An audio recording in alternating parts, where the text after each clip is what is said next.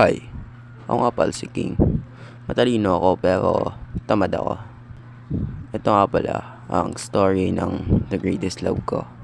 Disclaimer lang, 50% ang totoo sa kinukwento ko dito. Yung 50% na kalahati ay 50% na kalahati pa. Yun, addition lang yun para sa kwento para mas gumanda pa. Nangyari ito nung grade 6 ako. Nakaupo lang ako noon at walang ginagawa. Nang biglang may pumasok sa room namin. Kinausap niya yung teacher namin na ita-transfer niya daw yung anak niya sa room namin. Pumayag naman yung teacher namin at naging kaklasin namin yung anak niya. So teka lang, disclaimer lang.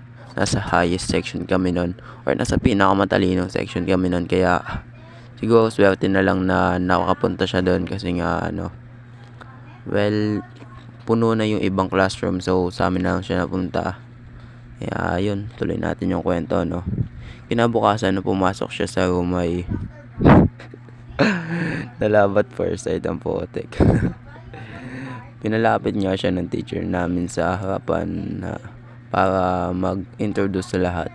So guys, meron tayong bagong transferee. So, can you say your name para makilala ka nilang lahat? Medyo nahiya pa nga siya nun, kaya hindi siya nakasagot.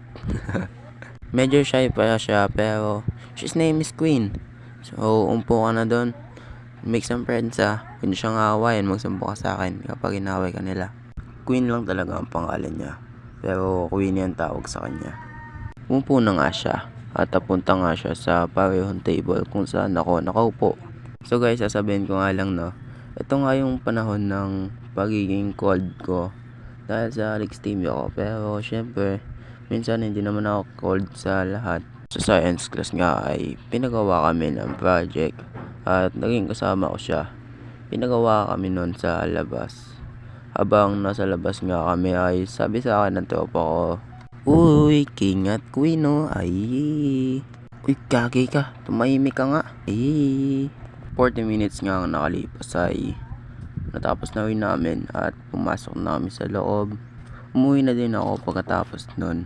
And at the way home ba, pero habang naglalakad ako pa uwi ay biglang nasa likod ko pala siya. Nasa same table nga kami noon kaya nakikilala niya ako at tinawag niya ako. King, King, King, saan bahay mo? Hindi nga ako sumagot doon dahil panahon nga ng pagiging cold ko yun. Yawi ako pagpasok ko. Pagpasok ko nga ng tanghali nun ay nagtampo sa akin. Yawi talaga yun. Hinahabol ako.